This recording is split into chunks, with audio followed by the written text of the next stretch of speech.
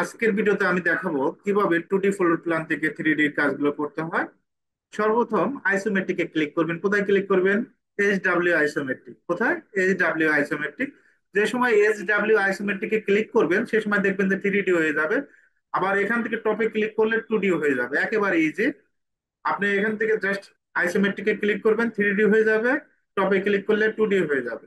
ওকে। আমরা সর্বপ্রথম আজকে অল গুলো ক্রিয়েট করব। বক্সে ক্লিক করব। কোথায় ক্লিক করব? বক্সে। বক্সে ক্লিক করার পর আমরা এই পয়েন্ট থেকে এই পয়েন্ট, এটার হাইটটা কত?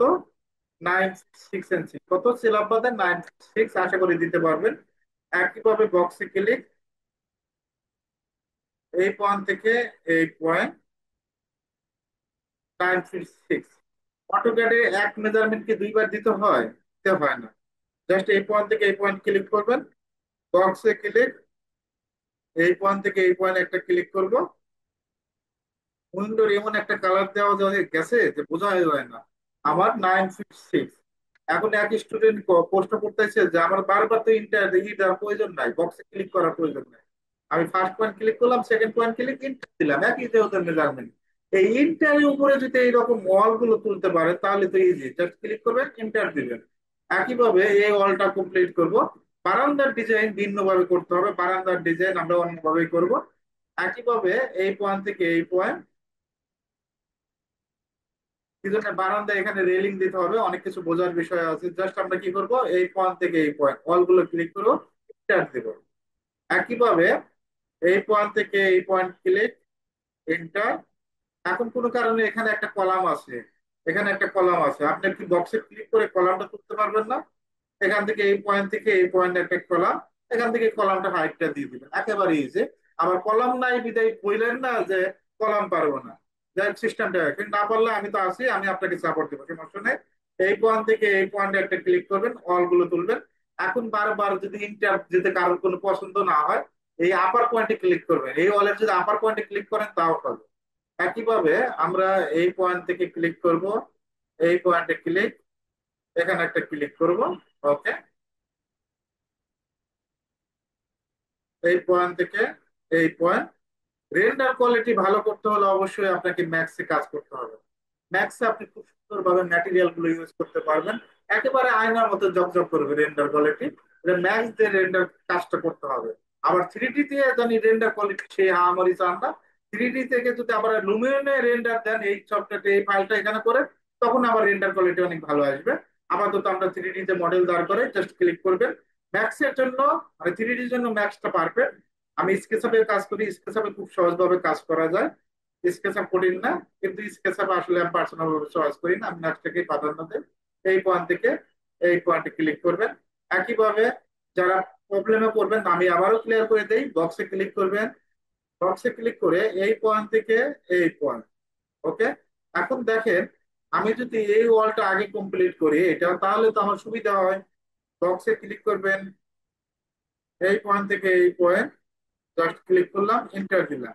একইভাবে যেগুলো আগে গুলো আগে কাজ করা যায় সেগুলো কাজগুলো করবে। এই পয়েন্ট থেকে এই পয়েন্ট, এন্টার। আমরা এই ওয়ালটা কমপ্লিট করব, এন্টার দেব। বারবার একই মেজারমেন্ট দেওয়ার প্রয়োজন নেই, এন্টার দিলে কাজটা হবে। বক্সে ক্লিক করবেন, এই পয়েন্ট থেকে এই পয়েন্ট, এই ওয়ালটা কমপ্লিট করব।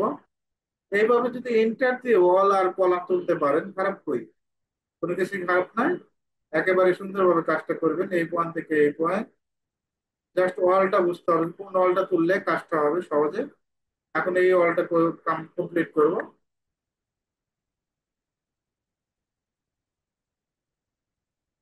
ওকে। এই ওয়ালটা কমপ্লিট, এন্টার। এখন আমাদের এই ওয়ালটা কমপ্লিট করতে হবে। এখন যদি আমরা এই ওয়ালটা কমপ্লিট করি তাহলে আমাদের ওয়াল তুলতে প্রবলেম হবে। তো আমরা এই ওয়ালটা কমপ্লিট করলাম আগে।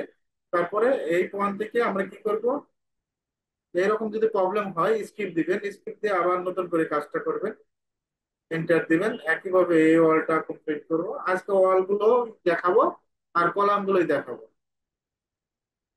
এখন স্টেয়ার ওয়ালটা কমপ্লিট করব। এই পয়েন্ট থেকে এই পয়েন্ট, এটা একইভাবে এই পয়েন্ট থেকে এই পয়েন্ট এন্টার। ওকে, এই ওয়ালটা কমপ্লিট করব। 1 মিনিট, আরেকটা ফোন হচ্ছে তো, 1 মিনিট।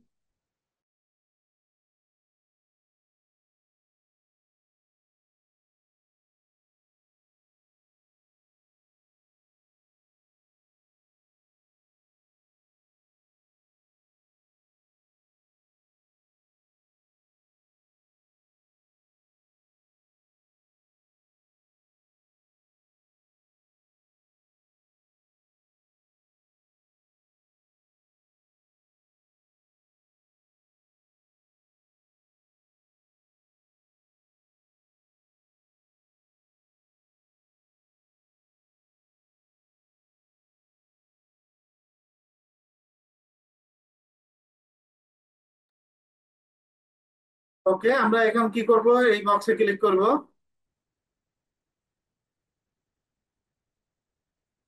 এখন এই পয়েন্ট থেকে এই পয়েন্ট একটা ক্লিক করবেন, এন্টার দেবেন। এখন অনেকের প্রশ্ন থাকতে পারে যে এই অলটাতে দেখা যায় না, স্যার মনে হয় কাজ পারে না। সবাই কাজ পারে, সমস্যা নেই। এই যে 2D ওয়াইফাই ক্লিক করবেন, কোথায় ক্লিক করবেন? 2D ওয়াইফাই বক্সে ক্লিক করবেন। আমি চেষ্টা করি সবসময় স্টুডেন্টকে সহজভাবে কাজ শেখানোর জন্য। এই পয়েন্ট থেকে এই পয়েন্ট, জাস্ট আমরা এটার আপার পয়েন্টে ক্লিক করব। ওকে, এখন আবার এই যে রিয়েলিস্টিক ক্লিক করলে কালারটা আসবে। 2D ওয়াইফাই ক্লিক করলে জাস্ট 2D ওয়াইফাই গুলো দেখা যাবে, রিয়েলিস্টিক ক্লিক করলে কালার গুলো আসবে। বক্সে ক্লিক করবেন।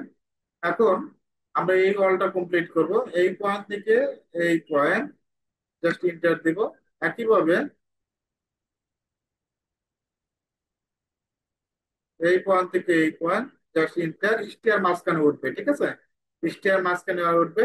এটা তো বারান্দার ডিজাইন, বারান্দার ডিজাইন আমাদের ভিন্ন ভাবে করতে হয়, এটা তো জানেন সবাই। তো বারান্দার ডিজাইন সাধারণত ওটার সাথে উঠবে না। বক্সে ক্লিক করবেন, এই পয়েন্ট থেকে এই পয়েন্ট, এন্টার। এখন আমরা এই ওয়ালটা কমপ্লিট করব। First point click, second point click, এটা এই ওয়ালটা ধাপে ধাপে ওয়াল গুলো কাজ করবেন।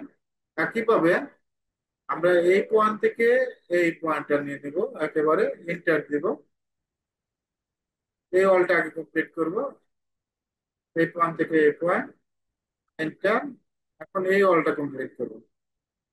First point click, second point. Okay, আমাদের দেখেন ওয়াল গুলো কিন্তু কমপ্লিট। এভাবে চাইলে খুব সহজেই আপনি ওয়াল গুলো তৈরি করতে পারবেন। 3D ওয়াল গুলো জাস্ট আপনি কি করবেন, বক্সে ক্লিক করবেন, সেকেন্ড পয়েন্ট ক্লিক করবেন, ক্লিক করে এন্টার দিবেন, অথবা আপনি মেজারমেন্ট দিয়ে দিবেন 9 ফিট। এভাবে চাইলে 2D ফ্লোর প্ল্যান থেকে 3D ওয়াল গুলো তৈরি করতে পারবেন।